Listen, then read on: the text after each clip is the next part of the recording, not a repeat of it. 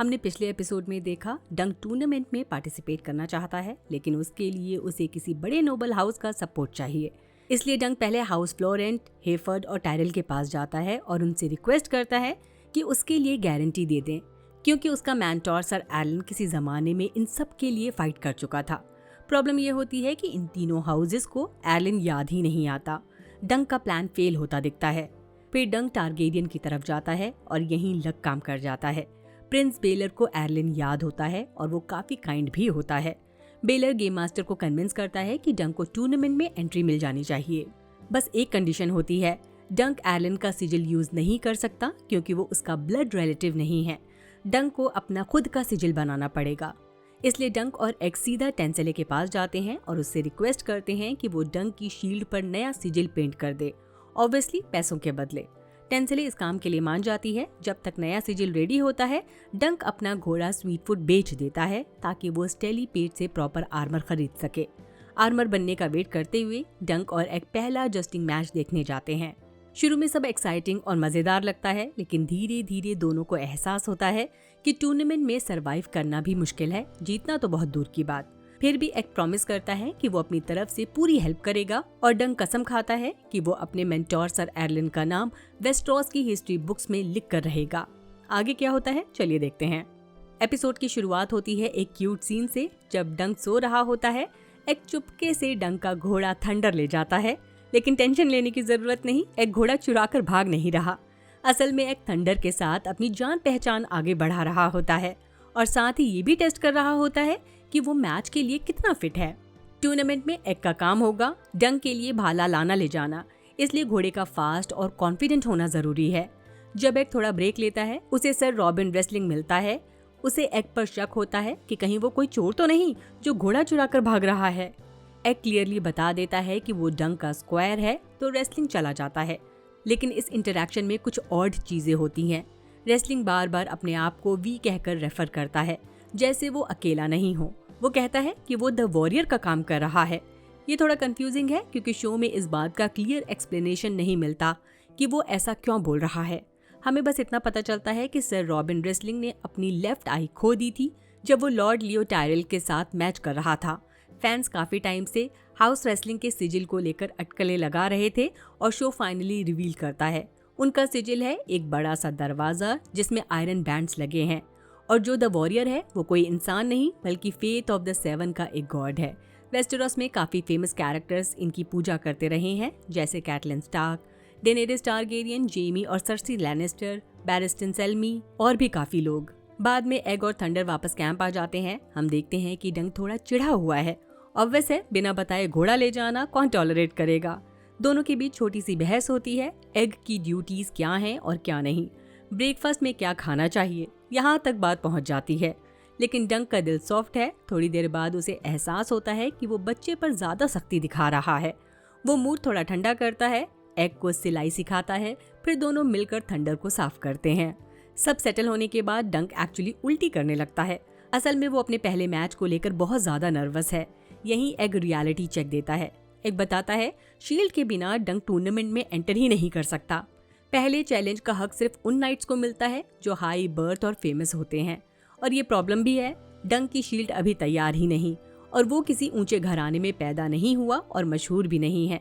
मतलब डंक पूरा दिन टेंशन ले रहा था बिना किसी रीजन के। अब जब टेंशन का कोई मतलब ही नहीं बचा तो डंक और एग मार्केट जाकर खाना खरीदते हैं।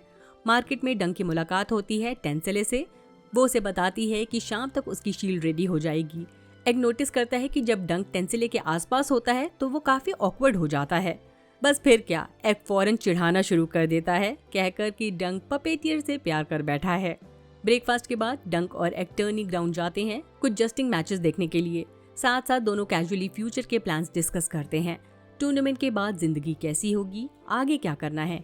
तभी अचानक गेम मास्टर बीच में आ जाता है और डंक को साइड में ले जाता है। वहाँ वो एक शेडी प्रपोजल रखता है जो डंक के आने वाले मैच से रिलेटेड है, लॉर्ड एशफोर्ड के बेटे सर एंड्रो के अगेंस्ट। गेम मास्टर एक्सप्लेन करता है सर एंड्रो एक काफी स्ट्रॉन्ग और फेमस फाइटर है। लोग ऑब्वियसली एंड्रो पर ही बेट लगाएंगे। डंक जैसे नोबडी पर कोई भरोसा नहीं करेगा, और इसी चीज का फायदा उठाना चाहता है गेम मास्टर। उसका प्लान ये है, गेम मास्टर ने एंड्रो को पहले से पैसे दे दिए हैं ताकि वो जानबूझकर मैच हार जाए। गेम मास्टर सारा पैसा डंक पर लगाएगा और जब डंक जीतेगा तो बड़ा मुनाफा होगा। इस पैसे का हिस्सा एंड्रो और डंक दोनों को मिलेगा और आइडियली किसी को मैच फिक्सिंग का शक भी नहीं होगा। प्रॉब्लम यह है कि डंक एथिक वाला बंदा है। वो क्लियरली कहता है कि उसकी पहली जीत फेक नहीं होनी चाहिए। वो अपना नाम चीटिंग से नहीं बनाना चाहता। गेम मास्टर काउंटर करता है, डंक बड़ी मेहनत और स्ट्रगल से यहाँ तक पहुँचा है। इस झूठी जीत को उसी स्ट्रगल का इनाम समझकर कबूल कर लेना चाहिए। यहीं से स्टोरी का मॉरल डिलेमा शुरू होता है। अगर डंक ने ये डील एक्सेप्ट कर ली तो क्या फ्यूचर में वो फेयर मैचेस खेल पाएगा, या फिर वो गेम मास्टर का पपेट बन जाएगा जिसे हर बार ऑर्डर्स फॉलो करने पड़ेंगे? और क्या डंक जैसे आउटसाइडर को टर्नी के रूल्स और पॉलिटिक्स पर सवाल उठाने का हक भी है? आखिर में गेम मास्टर डंक को कहता है उसके पास 24 घंटे हैं डिसाइड करने के लिए। इसके बाद डंक और एग एरियन के जस्टिंग मैच देखने जाते हैं, जहां एरियन फाइट कर रहा होता है हाउस हार्डिंग के नाइट सर हैम्फ्री के खिलाफ। शुरुआत थोड़ी प्रॉमिसिंग लगती है क्योंकि एरियन हार्डिंग के अटैक को डॉज कर लेता है। लगता है मैच नॉर्मल होगा, लेकिन फिर एरियन एक बड़ा घटिया और अनफेयर मूव करता है। अगले राउंड में एरियन राइडर को छोड़कर सीधा हार्डिंग के घोड़े को टारगेट करता है। घोड़ा बुरी तरह जख्मी हो जाता है और सर हैम्फ्रे की टांग के ऊपर गिर जाता है। उसकी टांग टूट जाती है। एरिना में सबको फौरन समझ आ जाता है कि ये मूव एथिक्स और ऑनर दोनों के खिलाफ था। नतीजा, जनता दंगा करने लगती है। ऑर्गेनाइजर्स एरिना कुछ वक्त के लिए बंद कर देते हैं। डंक नोटिस करता है कि एग काफी डिस्टर्ब है। वो एरियन की इस हरकत से काफी हिल चुका है, इसलिए डंक एग को पब ले जाता है ताकि एग का मूड थोड़ा बेटर हो। यहाँ लायनल फिर से अपना शो कर रहा होता है। वहाँ एक फनी लेकिन डीप कॉन्वर्सेशन होती है जो लायनल के सॉन्ग से इंस्पायर्ड होती है। सॉन्ग का मैसेज बेसिकली ये है, अपनी लिमिटेशंस को अपनी पहचान मत बनने दो, जो है उसी में उम्मीद ढूंढो, क्योंकि कुछ तो होना कुछ न होने से बेहतर होता है। पब के बाद मार्केट में वॉक करते हुए डंक थोड़ा पर्सनल सवाल पूछता है। वो एग से पूछता है कि क्या वो अपने डैड के बारे में कुछ जानता है। एग यहाँ एक सफेद झूठ बोल देता है। वो कहता है कि उसे ज्यादा नहीं पता और टेक्निकली वो गलत भी नहीं बोल रहा, क्योंकि क्या हम कभी किसी इंसान को पूरी तरह समझ पाते हैं। ये सीन हल्का सा एग के रॉयल बैकग्राउंड का हिंट देता है और डंक एग के बॉन्ड को और इमोशनल डेप्थ दे देता है। यहाँ बात होती है, चाहे वो हमारे पेरेंट्स ही क्यों ना हो, हम हमेशा उनका वही वर्जन देखते हैं जो वो हमें दिखाना चाहते हैं। लेकिन इसका मतलब ये नहीं कि हम उन्हें पूरी तरह जानते हैं। इसलिए जब एग डंक से कहता है कि उसे अपने डैड के बारे में ज्यादा नहीं पता, तो टेक्निकली वो झूठ नहीं बोल रहा, बल्कि सच ही कह रहा है। फिर डंक अपने डैड के बारे में बताता है कि शायद उन्हें चोर होने की वजह से फांसी दे दी गई थी और इसी वजह से डंक का बचपन फ्ली बॉटम जैसे घटिया और मिजरेबल जगह में गुजरा। तभी इनकी कॉन्वर्सेशन को एक फॉर्च्यून टेलर इंटरप्ट करती है जो अजीब प्रिडिक्शन करती है। वो कहती है कि डंक एक दिन लैनिस्टर से भी ज्यादा अमीर होगा और एग एक भयानक राजा बनेगा जिसके मरने पर लोग खुशियां मनाएंगे। ऑडियंस को पता है कि डंक का नाम व्हाइट बुक में काफी बार लिखा जाएगा, लेकिन क्या वो सच में लैनिस्टर से ज्यादा रईस होगा, ये थोड़ा डाउटफुल लगता है। और जहाँ तक एग की बात है, बुक्स के स्पॉयलर्स के हिसाब से वो असल में किंग एगॉन 5 टारगेरियन बनेगा और हॉरिबल किंग होने की बजाय वो 7 किंगडम का एक ऐसा रूलर साबित होगा जो सबसे ज्यादा काइंड और लोगों की भलाई के लिए काम करेगा। फ्यूचर में एगॉन का रूल जितना काइंड और जनता को प्रायोरिटी देने वाला होगा, उतना ही उसे क्रिटिसिज्म और बगावतें भी फेस करनी पड़ेगी और इवेंचुअली एग, सर डंक और प्रिंस डंकन तीनों समर हॉल के ग्रेट फायर में मारे जाएंगे। फॉर्च्यून टेलर की ये प्रोफेसी एग को क्लियरली डिस्टर्ब कर देती है, लेकिन डंक उसे ज्यादा इंपॉर्टेंस नहीं देता, बस औरत को पैसे देकर एग को समझाता है कि इतना मत सोचो। अगर a night of the 7 kingdoms को इतने सीजन मिल जाएं कि हम एग को उसके 50s तक पहुंचते हुए देख सकें बिना हाउस ऑफ द ड्रैगन जैसे अननेसेसरी टाइम जंप्स और रिकास्टिंग के, तो ये काफी पावरफुल होगा। स्पेशली अगर आखिर में डंक को यही पल याद आए जब समर हॉल की आग इन दोनों को घेरे हुए हो। प्लॉट पर वापस आते हैं। डंक और एग की मुलाकात रेमन से होती है।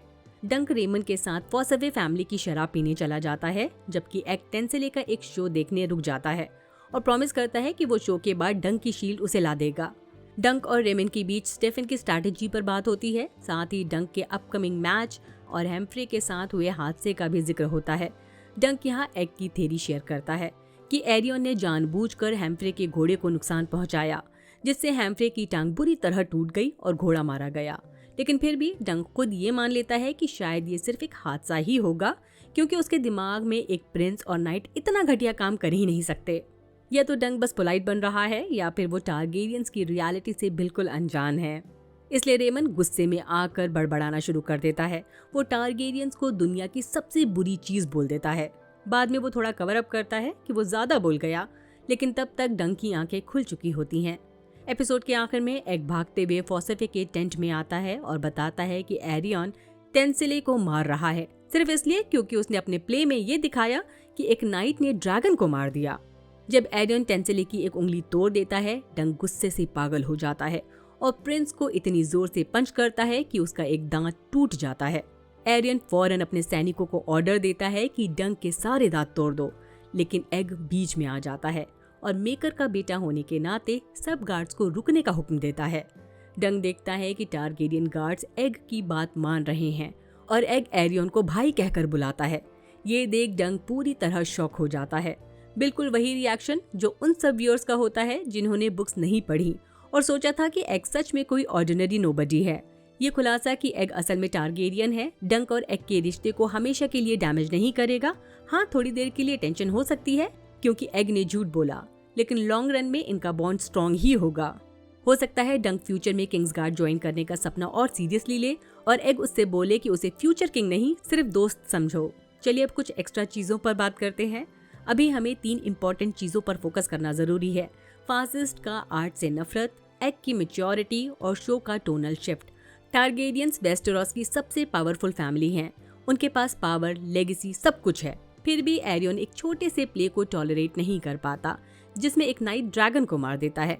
ये बिल्कुल रियल लाइफ जैसा है, जहां पावर में रहने वाले लोग जिनके पास इतना पैसा होता है कि उनकी जनरेशंस खर्च करके भी खत्म न कर पाएं, फिर भी आर्टिस्ट पर करोड़ों के डिफेमेशन केसेस डाल देते हैं। उनका बिजनेस या रेवेन्यू तो बिल्कुल इफेक्ट नहीं होता, लेकिन वो सिर्फ इसलिए ऐसा करते हैं क्योंकि वो कर सकते हैं। लोगों को हर्ट करने से जो ईगो बूस्ट और पावर का नशा मिलता है वो पैसा कभी नहीं दे सकता। और बिल्कुल टारगेरियंस की तरह ऐसे लोगों में इतनी सेल्फ अवेयरनेस भी नहीं होती कि वो समझ सकें कि लोग उन्हें उनके सिल्वर हेयर या स्टेटस की वजह से नहीं, बल्कि उनकी क्रूएलिटी और एरोगेंस की वजह से नफरत करते हैं। एरियन का राइडर को छोड़कर सीधा हॉर्स को टारगेट करना ये दिखाता है कि वो एक्चुअली स्ट्रॉन्ग ओपोनेंट का सामना करने से डरता है। फेयर फाइट की जगह वो कंट्रोल और क्रूएलिटी चूज करता है। स्ट्रॉन्ग नाइट से टकराने की बजाय वो सबसे कमजोर और मासूम चीज पर अटैक करता है, जो क्लियरली बताता है कि एरियन जैसे लोग ब्रेव नहीं बल्कि डीपली इनसिक्योर होते हैं। घोड़ा यहाँ सिर्फ एक जानवर नहीं है बल्कि आम लोगों का सिंबल है, जो पावरफुल लोगों के ईगो, पॉलिटिक्स और वायलेंस के बीच बिना किसी गलती के पिस जाते हैं। इस मूवमेंट के जरिए शो धीरे धीरे ये कह देता है कि जब पावर खुद पर भरोसा खो देती है तो वो हमेशा कमजोर को क्रश करके अपनी ताकत प्रूव करने की कोशिश करती है। एग का मेकर के बारे में I don't really know him कहना टेक्निकली झूठ नहीं है, बल्कि एक लेयर्ड ट्रुथ है जो ये दिखाता है कि रियलिटी हमेशा ब्लैक एंड व्हाइट नहीं होती। ये लाइन बताती है कि आइडेंटिटी और अंडरस्टैंडिंग सिंपल फैक्ट से ज्यादा कॉम्प्लेक्स होती है। हम किसी के रोल, नाम या रिश्ते को जानते हैं, ऐसा हो सकता है, लेकिन इंसान को पूरी तरह समझना अलग बात है। इतनी छोटी उम्र में ये एहसास कर पाना कि जानना सिर्फ ब्लड रिलेशन या प्रॉक्सिमिटी का मैटर नहीं होता, ये क्लियरली शो करता है कि एग इमोशनली काफी मैच्योर है और सिर्फ एक मासूम बच्चा नहीं बल्कि अपनी दुनिया को डीपली समझने वाला कैरेक्टर है। फॉर्च्यून टेलर जब डंक के राइज और एग के ट्रैजिक एंड की बात करती है तो वो सिर्फ फ्यूचर प्रेडिक्शन नहीं होती बल्कि किस्मत के अनअवॉइडेबल होने का सिंबल बन जाती है। ये दिखाता है कि वेस्टरोस जैसी दुनिया में कुछ इवेंट्स पहले से लिखे हुए जैसे लगते हैं, चाहे तुम उनसे भागो या उन्हें इग्नोर करो। लेकिन इसी सीन में डंक का सिंपल रिएक्शन, इतना मत सोचो, इस पूरे आइडिया को बैलेंस कर देता है, क्योंकि वो चॉइस और प्रेजेंट मूवमेंट को ज्यादा इंपॉर्टेंस देता है। इसका मतलब ये है कि डेस्टिनी हो सकती है, एंड शायद फिक्स्ड हो, लेकिन तुम अपनी लाइफ का हर स्टेप कैसे जीते हो, कैसे डिसीजन लेते हो और कैसे इंसान बनते हो, वो तुम्हारे कंट्रोल में होता है और वही चीज तुम्हें ट्रूली डिफाइन करती है। जब डंक एरियन को पंच करता है तो ये सिर्फ एक गुस्से का एक्सप्लोजन नहीं होता, बल्कि एक मॉरल लाइन क्रॉस करने का मोमेंट होता है, जहां डंक पहली बार क्लियरली चूज करता है कि पावर के सामने चुप रहना भी गलत है। इसके एक्शन के जरिए वो रॉयल अथॉरिटी को चैलेंज करता है, एक प्रिंस को पेडेस्टल से उतार कर एक नॉर्मल इंसान की तरह ट्रीट करता है और अपनी पहली वाली इनोसेंस से बाहर निकलकर हार्श रियलिटी में कदम रखता है। ये सीन डंक के लिए एक टर्निंग पॉइंट है, जहां वो सिर्फ एक भला आदमी नहीं बल्कि एक ऐसा हीरो बनना शुरू करता है जो जानता है कि सही और गलत का फैसला कभी कभी रूल्स तोड़ने से ही होता है। इसीलिए ये मूवमेंट उसका ट्रू हीरो ओरिजिन बन जाता है। एग एक क्लियर एक्सेप्शन है क्योंकि वो काफी सेल्फ अवेयर है, इसीलिए उसने अपना सिर मुंडवा लिया ताकि कोई उसे टारगेरियन न समझे। और ऑनेस्टली सोचो तो ये काफी डिस्टर्बिंग बात है कि सिर्फ 10 साल का बच्चा अपनी फैमिली से भागकर एक हेज नाइट का स्क्वायर बनना चूज करता है, वो भी अपनी पहचान मिटाकर। रेमन के रैंट से ज्यादा एग का ये डिसीजन ही बताता है कि टारगेरियंस एज अ फैमिली कितने टॉक्सिक हैं। जब एग ऑर्डर देता है और टारगेरियन गार्ड्स फौरन रुक जाते हैं तो ये सीन रियल पावर का क्रिस्टल क्लियर सिंबल बन जाता है, क्योंकि यहाँ पहली बार दिखाया जाता है कि इनहेरिटेड पावर ऐसी ताकत जो अर्न नहीं की जाती बल्कि ब्लड के साथ मिलती है। इस मूवमेंट की सबसे बड़ी आयरनी ये है, सबसे ज्यादा एम्पैथेटिक और अच्छा इंसान ही सबसे खतरनाक पावर होल्ड करता है, क्योंकि अगर वो चाहे तो सब कुछ बदल सकता है। लेकिन एग की ग्रेटनेस यहीं दिख जाती है। वो इस पावर को डोमिनेट या पनिश करने के लिए नहीं बल्कि सिर्फ प्रोटेक्ट करने के लिए यूज करता है। और इसी से क्लियर हो जाता है कि ट्रू नोबिलिटी टाइटल में नहीं बल्कि पावर को कैसे यूज किया जाता है इसमें होती है। साथ ही एग ये भी समझता है कि उसका नाम कितना पावरफुल है, और जब बात उसके इकलौते दोस्त डंक की जान पर आती है तो वो बिना हेजिटेशन अपनी पहचान यूज करता है और डंक को घायल होने से रोक लेता है। इसी मूवमेंट के साथ मुझे लगता है शो का लाइट हार्टेड टोन धीरे धीरे खत्म हो जाता है और स्टोरी एक serious classic game of thrones type zone में चली जाती है। हवा में टेंशन और हैवीनेस फील होती है, स्पेशली टेंसेले, एरियन, डंक और एग के बीच जो हुआ उसके बाद। मुझे लगता है कि बाकी सीजन भी इसी सीरियस टोन में रहेगा, और हो सकता है अगर सेकंड सीजन ग्रीन लाइट हुआ तो शुरू में थोड़ा लाइट हो, जब तक कोई और एक्सट्रीम इवेंट सब कुछ फिर से डार्क न कर दे। चलिए अब बुक और शो के डिफरेंसेस के बारे में बात कर लेते हैं। बुक में एरियन टेसेले को हिट और एब्यूज करता है, लेकिन वॉयलेंस ज्यादा इम्प्लाई होती है। फिंगर तोड़ने जैसा ग्राफिक एक्ट नहीं दिखाया जाता। शो में एरियन टेंसिले की उंगली तोड़ देता है, जो सीन को काफी ब्रूटल और शॉकिंग बना देता है। मतलब शो ने इस मूवमेंट को जानबूझकर ज्यादा वॉयलेंट दिखाया है ताकि एरियन की क्रूएलिटी बिल्कुल क्लियर हो जाए, जबकि बुक में ये सेम चीज सटल और साइकोलॉजिकल तरीके से हैंडल की गई है। शो में डंक का पंच एक इंस्टेंट रेज रिएक्शन के जैसे दिखाया गया है, जहां दांत टूटना, क्राउड का शॉक और गार्ड का टेंशन क्लियरली हाईलाइट होता है, इसलिए सीन ज्यादा लाउड और ड्रामेटिक लगता है। बुक में वही मूवमेंट डंक के इंटरनल कन्फ्लिक्ट के बाद आता है, जहां फोकस उसके डर, गिल्ट और मॉरल कंफ्यूजन पर होता है। सिंपल वर्ड्स में शो एक्सटर्नल ड्रामा और विजुअल इम्पैक्ट पर ज्यादा डिपेंड करता है, जबकि बुक डंक की इनर साइकोलॉजी को ज्यादा एक्सप्लोर करती है। शो में एग का मेकर का बेटा होना एक बिग सिनेमेटिक शॉक के जैसे प्रेजेंट किया गया है, जहां गार्ड्स का अचानक रुकना एक पूरे ओ डैम मूवमेंट क्रिएट करता है, जबकि बुक में रीडर्स को काफी पहले से हिंट मिलते रहते हैं, इसलिए रिवील शॉकिंग जरूर होता है लेकिन इतना सडन या ड्रामेटिक नहीं लगता। शो में एरियन बिल्कुल ही क्रूअल और डेंजरस दिखाया गया है, जैसे वो एक सैडिस्टिक विलन हो, और उसमें कोई अच्छी या माफ करने लायक क्वालिटी ही नजर नहीं आती। उसकी क्रूएलिटी इतनी ऑब्वियस है कि हर व्यूअर फौरन समझ जाए कि वो सच में खतरनाक और अनस्टेबल है। बुक में भी एरियन क्रूअल है, लेकिन उसका बिहेवियर ज्यादा एरोगेंट प्रिंस और पैम्पर्ड ब्रैड जैसा लगता है। यहाँ उसकी ईगो और इंटाइटलमेंट दिखाई जाती है, और वो इतना ओपनली सैडिस्टिक नहीं है जितना शो में दिखाया गया। शो में रेमन का रैन डायरेक्टली एंटी ड्रैगन और एंटी टारगेरियन लगता है, जहाँ टारगेरियंस को एक फैसिस्ट पावर के सिंबल के रूप में दिखाया गया है। बुक में रेमन है, लेकिन वहाँ इतना पॉलिटिकल और स्ट्रॉन्ग रैंट ओपनली नहीं होता। शो में पपेट शो को क्लियरली पॉलिटिकल मेटाफोर के रूप में दिखाया गया है, और फासिस्ट वर्सेस आर्टिस्ट का मैसेज डायरेक्टली समझ आता है। बुक में ये थीम काफी सटल है और रीडर को खुद सोचना पड़ता है कि आर्ट और पावर के बीच क्या कमेंट्री है। शो के एपिसोड 3 में ही लाइट हार्टेड वाइब खत्म हो जाती है और कहानी में क्लासिक गेम ऑफ थ्रोन्स की हैवीनेस आ जाती है। बुक में ये टोन धीरे धीरे डार्क होता है और रीडर्स को थोड़ा पेशेंस के साथ ग्रेजुअली बिल्टअप फील होता है। शो में एग का सेल्फ अवेयरनेस क्लियरली दिखाया गया है, जैसे उसका हेड शेव, साइलेंस, रेस्ट्रेंट सब।